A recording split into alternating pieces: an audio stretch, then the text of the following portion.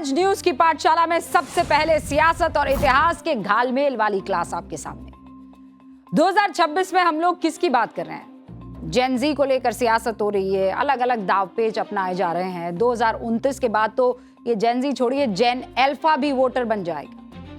कहने का मतलब सीधा है हुक्म कि भारत का भविष्य इस देश की युवा आबादी पर अब निर्भर कर रहा है और इसीलिए भारत अंतरिक्ष में फ्यूल स्टेशन बनाने से लेकर सेमीकंडक्टर चिप पर काम कर रहा है।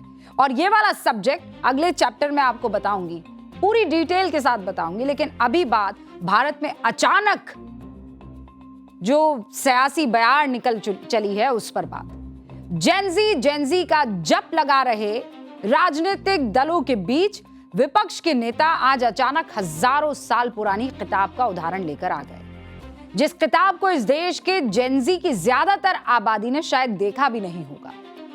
उसका जिक्र लेकर आए हैं राहुल गांधी छात्रों की गूंज कार्यक्रम में। मैं चाहती हूं पहले उस बयान को आप सुनिए, उसके बाद व्याख्या। And I'd like to quote over here the Manusmriti, which says clearly, in childhood, a female must be subject to her father. Meaning, the Manusmriti says, in childhood, a female belongs to her father. In youth, she belongs to her husband. When her Lord is dead, she belongs to her sons. A woman must never be independent. This is a direct quote from the Manusmriti. And these words are a shame, because these words should never ever have been spoken. Rahul Gandhi बड़े हिम्मत वाले हैं, मनुस्मृति की लाइनें खोज कर निकाल लाए हैं। लेकिन अगर ये हिम्मत वो दूसरे धर्मों की दूसरी किताबों को लेकर दिखाते तो फिर आज रुबिका लियाकत न्यूज की पाठशाला से उनको सलाम करती, अदब से झुककर कहती कि राहुल जी आप सच में महिलाओं के किरदार को बुलंद करने के लिए एक सच्चे कदम को आगे बढ़ा रहे हैं। लेकिन जिक्र राहुल गांधी ने इस लोकतांत्रिक देश में मनुस्मृति का किया।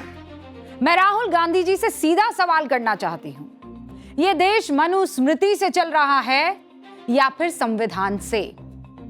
और मैं आप लोगों से भी पूछती, यह देश मनुस्मृति से चल रहा है कि संविधान से चल रहा है? राहुल गांधी छात्रों के कार्यक्रम में मनुस्मृति लेकर आते हैं।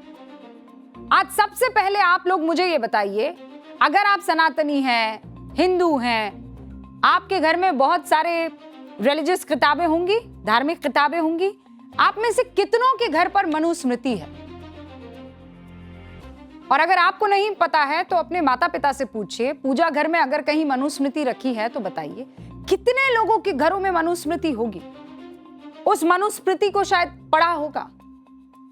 आप में से कितने लोगों ने मनुस्मृति को देखा भी है? एक आंकड़ा बताती हूं कम, मनुस्मृति के बारे में जानकारी देने वाला जो विकिपीडिया वाला पेज है, हालांकि मैं ये नहीं कहती हूं कि विकिपीडिया जो है वो सबसे बड़ा आधिकारिक पेज हो गया, लेकिन उसको हमने खंगाला कि देखे तो सही, 51,40,000 लोग उस पेज पर गए हैं। विकिपीडिया पर मनुस्मृति को खोजने वाले कितने हैं भारत में? लगभग 51,40,000 लोग। भारत में हिंदू कितने हैं? 100 करोड़।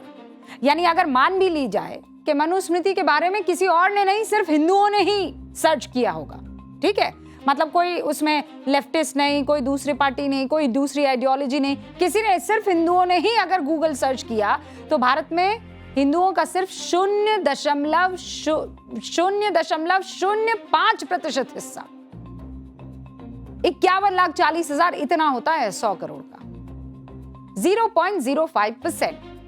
यानी राहुल गांधी हिंदू महिलाओं को उस किताब का हवाला देते हुए पैट्रियार्की पर नसीहत दे रहे हैं, जिसके बारे में ज्यादातर लोग, मतलब मनुस्मृति को ना देखा होगा ना पढ़ा होगा।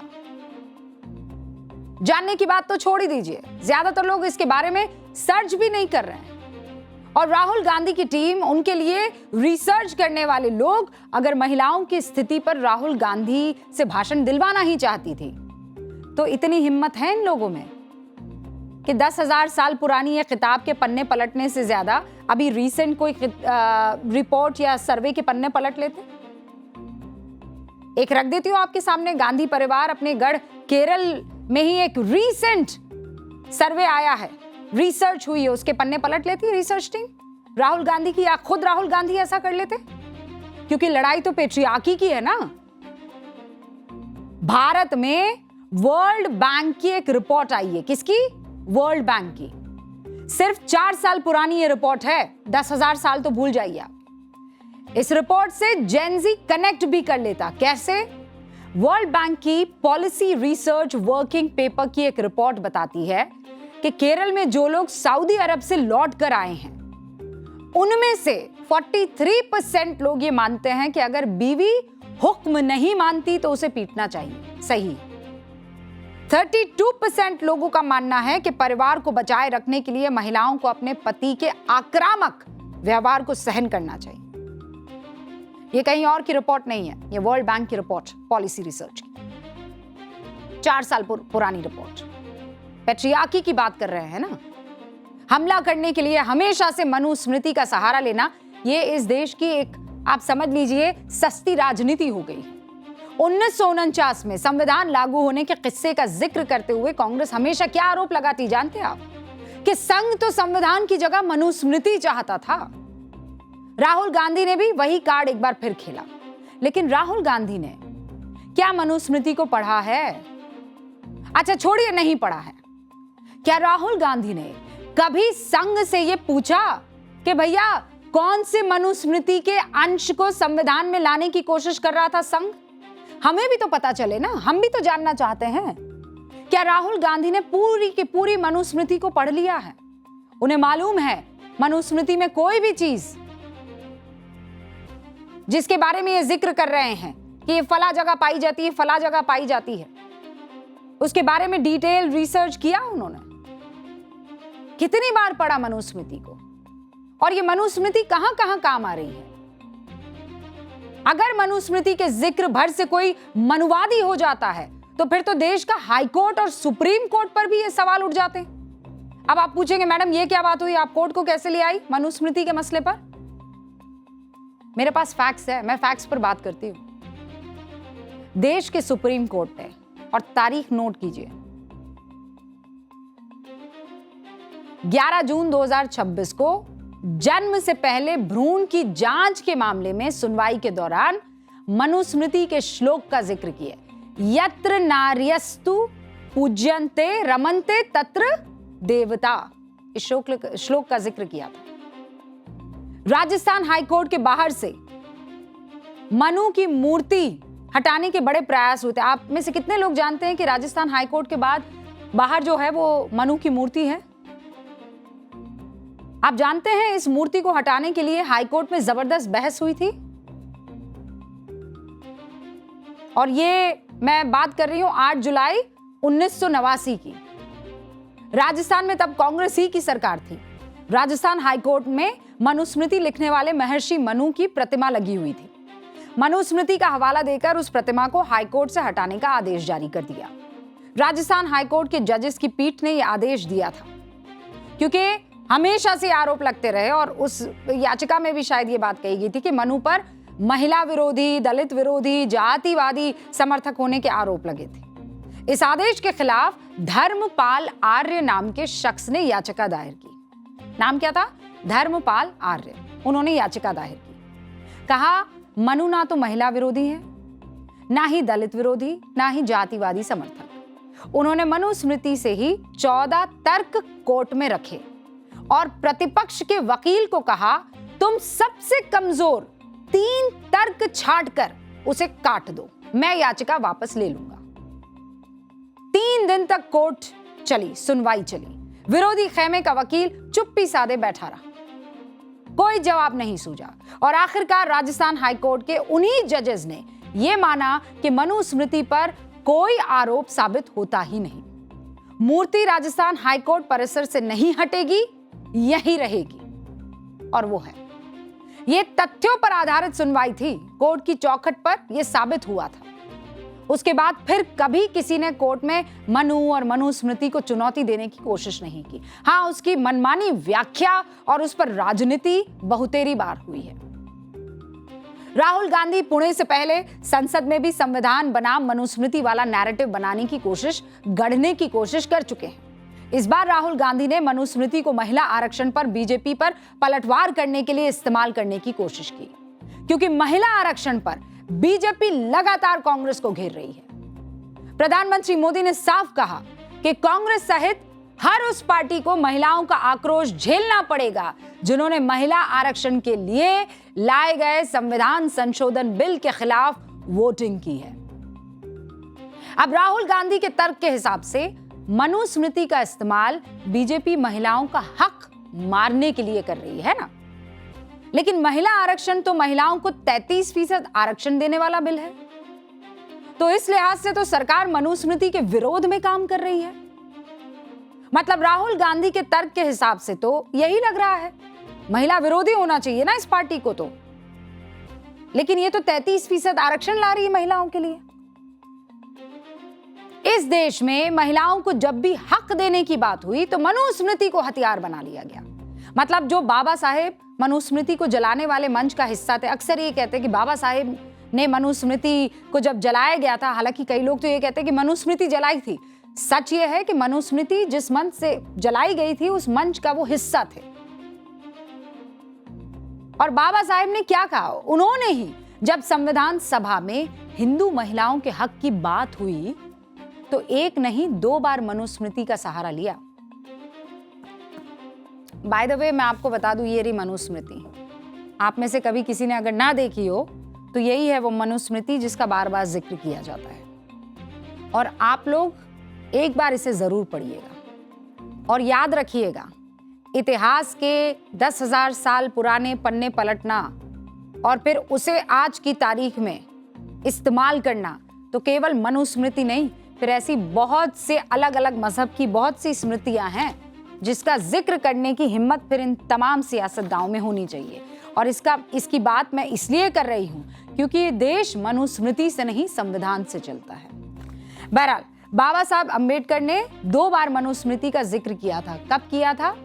जब संविधान सभा में हिंदू महिलाओं के हक की बात हो रही थी और बाद में इसी मनुस्मृति का हवाला देकर महिलाओं को पिता की संपत्ति में बराबर का हकदार माना गया।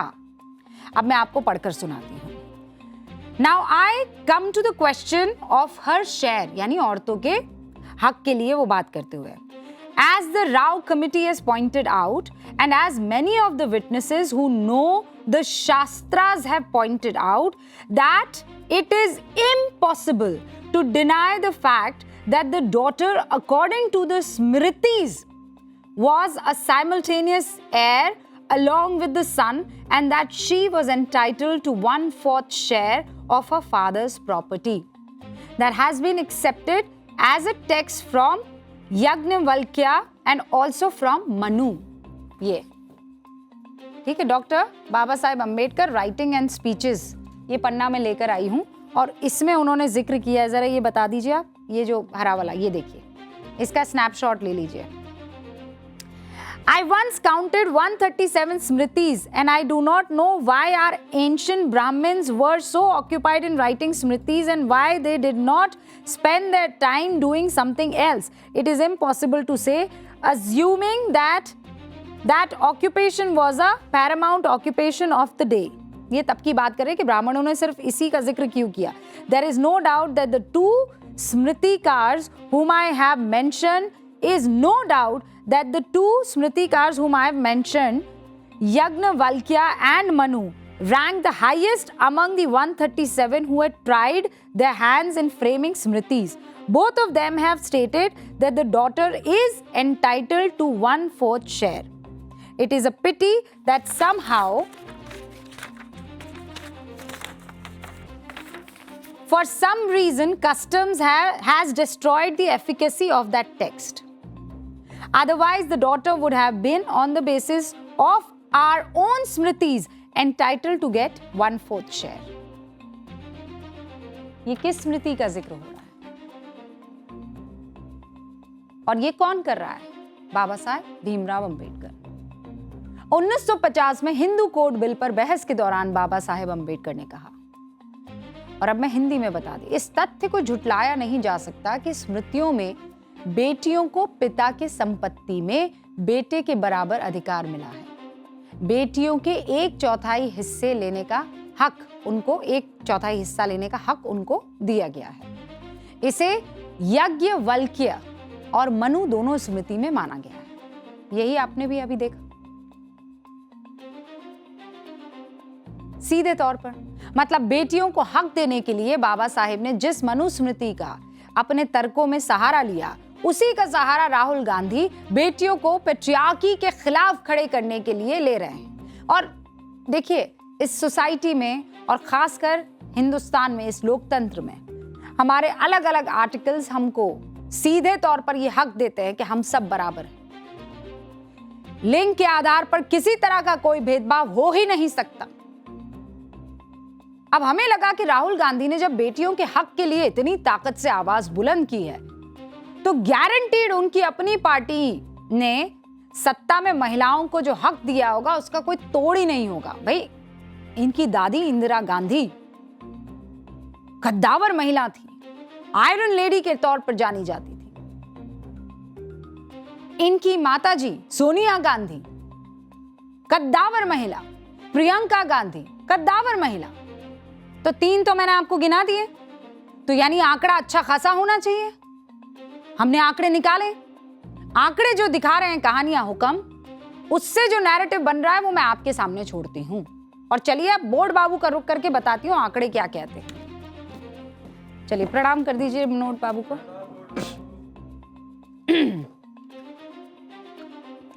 तो ये क्या है भैया? महिलाओं के अधिकार पर सबसे इंपॉर्टेंट है कांग्रेस का सच क्या है। राहुल गांधी जो है वो ये कह रहे हैं कि महिलाओं को पेट्रियार्की के खिलाफ खड़े हो जाना चाहिए। ऑब्वियस सी बात है भाई, अगर अत्याचार हो रहा है तो आपको तो खड़ा ही होना होगा ना, कि महिलाएं खुद डिसाइड करेंगी कि उनको क्या करना है। तो भाई हमने क्या किया, एक सैंपल साइज लिया। सैंपल साइज कौन सा लिया हमने? ये जेनजी जब से मतलब जो इनका वाला टाइम है, कौन सा वाला टाइम है? 97 से लेकर 2026 तक का, यही जेनजी कहलाते हैं। तो हमने ये वाला सैंपल साइज उठा लिया कि यही टाइम देख लेते हैं, इनकी पैदाइश से लेकर अभी जो टाइम चल रहा है, यानी 97 से लेकर 2026 कितने साल हो जाते हैं? 29 साल हो जाते हैं। 29 साल में कितने सीएम मतलब चीफ मिनिस्टर कितने हुए हैं? 56 चीफ मिनिस्टर कांग्रेस के, ठीक है, केवल कांग्रेस के चीफ मिनिस्टर कितने हुए? 56। अब इसमें महिलाएं कितनी हुई? दिख रहा है आंकड़ा, दिख रहा है? हाँ, थोड़ा जूम कर लीजिए। 2 महिला सीएम हुई हैं। इन 56 मुख्यमंत्रियों में से केवल 2 महिला सीएम। ऐसा कैसे हो सकता है? अरे भाई, हमको तो पेट्रियार्की को मात देनी है ना, तो केवल 2 क्यों? 56 में से एटलीस्ट 25 तो होनी चाहिए थी ना। या फिर उस वक्त महिलाएं इस काबिल नहीं थी कि आप उनको मुख्यमंत्री बना सके? प्रश्न पूछ रही हूं मैं, इसका जवाब दे। 2004 से 2014 तक केंद्र में किसकी सरकार थी? कांग्रेस की सरकार थी। सीसीएस में एक भी महिला नहीं थी। सीसीएस क्या है? जो वित्त मंत्रालय, गृह मंत्रालय, रक्षा मंत्रालय, ये जो इंपॉर्टेंट कैबिनेट मिनिस्ट्री होती है, ये 3-4 मिनिस्ट्री जो है ये बहुत महत्वपूर्ण होती है, ठीक है। Cabinet committee on security CCS को कहते हैं। तो उसमें एक भी महिला नहीं। ये मैं इस टाइम की बात बता रही हूँ, इंदिरा गांधी जब प्रधानमंत्री थी, मैं तब की बात नहीं कर रही हूँ, मैं अभी मनमोहन सिंह के टाइम की बात कर रही हूँ। तो केंद्र में कांग्रेस की सरकार, सीसीएस में एक भी महिला नहीं थी हुक्म। 4 बड़े मंत्रालय, उसकी कमान किसी एक महिला के पास थी? नो हुक्म, जवाब है नो। वित्त, विदेश, रक्षा, गृह मंत्रालय, एक भी महिला नहीं। फिर आप आ जाइए 2004, कैबिनेट में एक महिला मंत्री थी, सिर्फ एक, और वो कौन थी? याद कीजिए आप, मीरा कुमार, ठीक है। फिर 2009 यूपीए 2 में 3 महिला मंत्री हुई। आंकड़ा बढ़ा, लेकिन इतने सालों में महिलाओं को कितना हक दिया गया। ये पेट्रियार्की के खिलाफ चलिए हम खड़े हो जाते हैं, ये राहुल जी की ही पार्टी है जिनका पूरा गणित आपके सामने रख रही है। और बाय द वे ये बता दूं, ऐसा कोई मुझसे ना कहे कि राहुल गांधी उस वक्त कहां इतना एक्टिव होंगे, भाई सांसद हुआ करते थे, तो ये ना कहे कोई। बिल्कुल क्लियर बात बता रही हूं। ये उस पार्टी के आंकड़े हैं जिसके नेता महिलाओं को सिस्टम तोड़ने की नसीहत दे रहे हैं, लेकिन खुद की पार्टी में कभी महिलाओं को बराबरी तो छोड़िए, मनुस्मृति में लिखी 1/4 हिस्सेदारी तक नहीं दी है। और इस पार्टी में एक महिला जो कांग्रेस के सबसे ताकतवर परिवार गांधी परिवार से आती थी, उनके साथ पता है आपने क्या हुआ और क्या किया गया है? किस महिला की बात कर रही हूं मैं? मेनका गांधी। जानते हैं मेनका गांधी को आप लोग? इंदिरा गांधी के छोटे बेटे संजय गांधी की पत्नी है। जब इंदिरा गांधी की मृत्यु हुई तो मेनका गांधी के खिलाफ नारे लगे थे। वरिष्ठ पत्रकार हैं कंचन गुप्ता, एक्स पर एक उन्होंने पोस्ट किया। क्या लिखते हैं? लिखते हैं, नारा था बेटी है सरदार की देश के। इस नारे का समर्थन कांग्रेस के बड़े बड़े नेता भी कर रहे थे बकौल कंचन गुप्ता, जबकि मेनका गांधी के पिता मेजर जनरल त्रिलोचन सिंह आनंद। इस देश में सियासत की एक कड़वी सच्चाई है कि बेटियों को तब ही उत्तराधिकारी चुना गया जब बेटा नहीं था। राहुल गांधी अगर जेन ज़ी के बीच ये कटु सत्य स्वीकार करते तो लगता कि बदलाव की बयार अब आ चुकी है, लेकिन नहीं। तो क्या राहुल गांधी एक सेलेक्टिव किताब का जिक्र करके सियासत चमकाने की कोशिश में लगे हैं? मकसद अगर साफ था, नियत अगर महिलाओं की आवाज बुलंद करने की थी, तो कथनी और करनी में फर्क नहीं होना चाहिए हुक्म। Charity begins at home. कथनी और करनी में फर्क हो तो समझ जाइए कुछ तो गड़बड़ है।